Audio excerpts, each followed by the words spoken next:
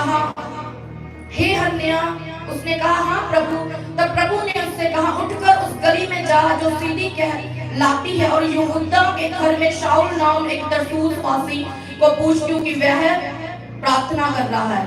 और उसने हन्या नामक एक पुरुष को भीतर आते और अपने ऊपर हाथ रखते देखा ताकि फिर से दृष्टि पाए। हन्या ने उत्तर दिया, हे प्रभु, मैंने इस मनुष्य के विषय में बहुत से सुना है कि इसने यरूशलेम में तेरे पवित्र लोगों के साथ बड़ी बड़ी बुराइयां की, और जहां भी इसको प्रधान याजकों की ओर से अधिकार मिला कि जो लोग तेरा नाम लेते उन सबको बांध ले। परंतु प्रभु ने उससे कहा, तू चला जा, क्योंकि वह तो अन्य जाति और राजाओं इस्राएलियों के सामने मेरा नाम प्रकट करने के लिए मेरा चुना हुआ पात्र है। सब कलीसिया के लिए आमीन।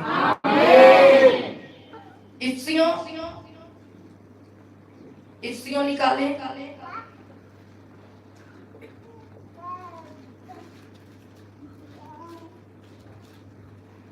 इफ्सियों 6 बाब उसका 10 वचन। इसलिए प्रभु में और उसकी शक्ति के प्रभाव में बलवंत बनो, परमेश्वर के सारे हथियार बांध लो कि तुम शैतान की युक्तियों के सामने खड़े रह सको। मैंने आपको वचन दे दिए हैं और सारा प्रचार मैं अब इफ्सियों में से करूंगी। इसलिए प्रभु में और उसकी शक्ति के प्रभाव में बलवंत बनो, परमेश्वर के सारे हथियार बांध लो कि तुम शैतान की युक्तियों के सामने खड़े रह सको। क्योंकि हमारा ये मल्ल युद्ध लहू और मांस से नहीं, परंतु प्रधानों से और अधिकारियों से और इस संसार के अंधकार के हाकिमों से और उस दुष्टता की आत्मिक सेनाओं से है जो आकाश में है। इसलिए परमेश्वर के सारे हथियार बांध लो कि तुम बुरे दिन में सामना कर सको और सब कुछ पूरा करके सीधे रह सको।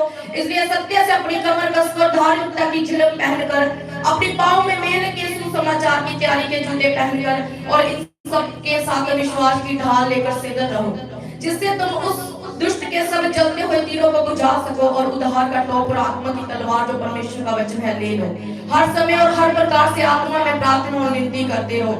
इसीलिए जागते रहो कि सब पवित्र लोगों के लिए लगातार विनती किया करो और मेरे लिए भी कि मुझे बोलने के समय ऐसा प्रबल वचन दिया जाए कि मैं साहस साथ सुसमाचार का भेद बता सकूं। पौलुस ने कहा, जिसके लिए मैं जंजीर से जकड़ा हुआ राजदूत हूं, और ये भी कि मैं उसके विषय में जैसा मुझे चाहिए साहस से बोलूं। सब कलीसिया कहे आमीन। ओके, सब पवित्र लोगों के लिए तुम भी क्या किया करो? प्रार्थना किया करो। तुम परमेश्वर के पवित्र किए गए लोग हो, तुम राजपदधारी लोग हो, तुम याजकों का समाज हो, तुम उसी के लोग हो, तुम उसी के द्वारा चुने गए हो। अगर तुमने साहस नहीं छोड़ा, तुम प्रार्थना में लगे रहे, तुम कभी परीक्षा में नहीं जाओगे, तुम कभी भी गलत एडिक्शन में नहीं जाओगे। अगर तुम केयरलेस बनोगे,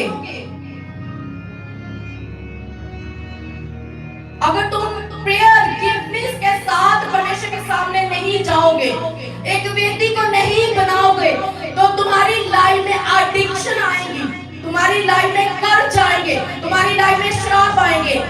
क्यों जीसस क्राइस्ट ने कहा कि मेरे चेलों जागते रहो और प्रार्थना करते रहो। परमेश्वर ने अपने चेलों को प्रार्थना करनी सिखाई। तेरा नाम जो स्वर्ग में पाक माना जाए, तेरा राज्य आए।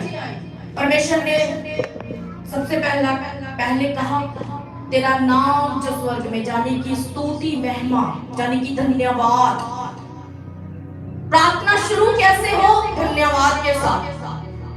प्रार्थना हमारी सेल्फ सेंटर्ड ना हो कि सब कुछ मांगते रहे, लेकिन परमेश्वर के हार्ट को ना जाने कि परमेश्वर क्या चाहता है हमारे जीवन में।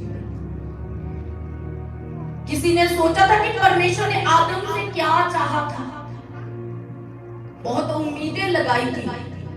परमेश्वर को इससे योग्य बनाना था कि परमेश्वर ने उससे बड़े काम लेने थे, क्योंकि परमेश्वर ने उसको सब कुछ दे दिया।